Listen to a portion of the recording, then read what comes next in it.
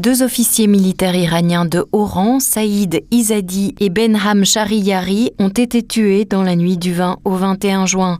C'est ce qu'a annoncé le service de presse des forces de défense israéliennes dans la matinée du 21 juin. Le ministre israélien de la Défense, Israel Katz, a confirmé la déclaration de l'armée, notant qu'il s'agissait d'une grande réussite et ajouté que, citation, « le bras long d'Israël atteindra tous ses ennemis ». Les 2 militaires, selon Tsahal, étaient des figures clés de l'armée iranienne et ont contribué, selon le bureau de presse israélien, au plan de destruction d'Israël. Cette nuit, sur la base des données précises des renseignements de Tsahal, des avions de combat de la force aérienne et spatiale israélienne ont frappé les environs de la ville de Qom et ont éliminé Saïd Izzadi, le commandant du corps palestinien de la force Al-Quds et coordinateur clé entre le régime iranien et l'organisation terroriste Hamas. Izzadi a été éliminé dans un refuge où il se cachait, situé au cœur de l'Iran, à la suite d'une longue opération de collecte de renseignements. Izzadi était l'une des figures importantes et l'un des organisateurs du plan spécifique du régime iranien qui visait à détruire Israël, lequel a été découvert dès les premières heures de l'opération Rising Lion. Au cours de la nuit, sous les directives précises de la direction du renseignement, les avions de combat de la force aérienne et spatiale israélienne ont frappé et éliminé Benham Shahriyari, le commandant de l'unité de transfert d'armement de la force Al-Quds au sein du corps des gardiens de la révolution islamique. Dans le cadre de ses fonctions, Shahriyari était responsable de tous les transferts d'armes du régime iranien vers ses proxys au Moyen-Orient et a travaillé pendant des années à l'armement de diverses organisations terroristes en vue de faire avancer directement le plan du régime iranien visant à détruire Israël. Les frappes mutuelles entre les parties se succèdent d'un jour à l'autre. Ainsi, dans la nuit du 20 au 21 juin, l'armée israélienne aurait intercepté une 40aine de drones en provenance d'Iran. À son tour, Israël a attaqué une autre installation nucléaire iranienne, cette fois-ci près de la ville iranienne d'Ispahan. Il s'agirait d'une installation de production de centrifugeuses destinée à l'enrichissement de l'uranium. C'est la 2e attaque sur cette installation depuis le début de l'opération Rising Lion.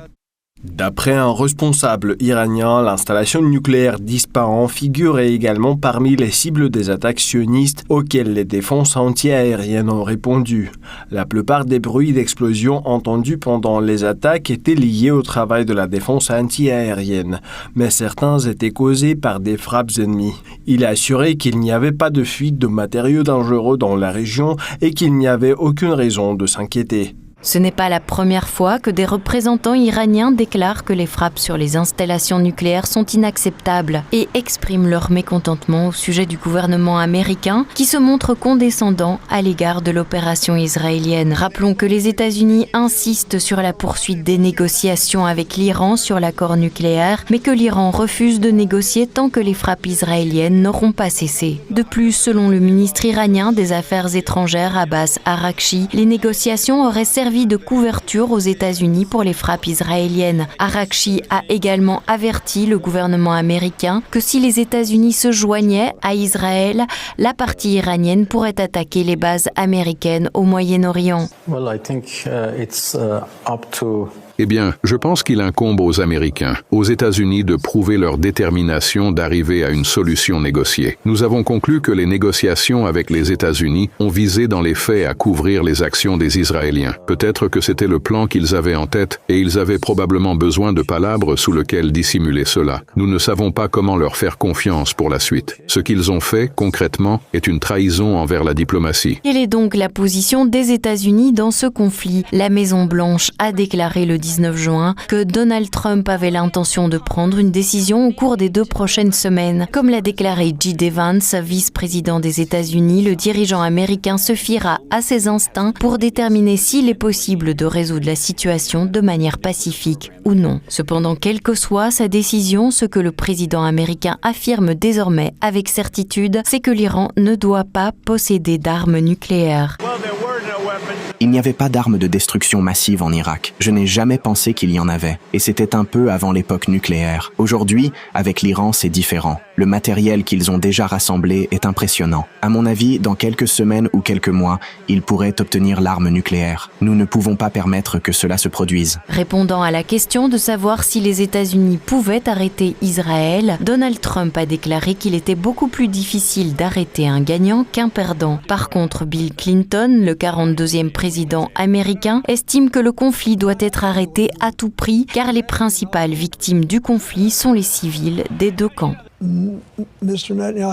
Netanyahou a longtemps voulu combattre l'Iran parce qu'ainsi, il peut rester au pouvoir éternellement. Il y a quasiment toujours été au cours de ces 20 dernières années. Mais je pense qu'il nous faut essayer de désamorcer la situation. Et j'espère que le président Trump le fera. J'espère que quelqu'un le fera. Il faut que ça s'arrête. Nous devons convaincre nos amis au Moyen-Orient que nous serons à leur côté et essaierons de les protéger, mais opter pour des guerres non déclarées dont les principales victimes sont des civils qui ne sont pas politiquement engagés d'un côté ni de l'autre, qui veulent juste vivre décemment n'est pas une très bonne solution. Le 20 juin, le Conseil de sécurité des Nations Unies a tenu une réunion régulière sur la question Iran-Israël. Les responsables politiques ont exprimé leur inquiétude face à l'escalade du conflit et le directeur de l'AIEA, Raphaël Grossi, a souligné que les attaques contre les installations nucléaires exposaient des millions de personnes à un risque radiologique. Rappelons que l'escalade de la situation au Moyen-Orient a commencé le 13 juin lorsque Tsahal a annoncé le lancement de l'opération Rising Lion à laquelle l'Iran a riposté par l'opération True Promise 3.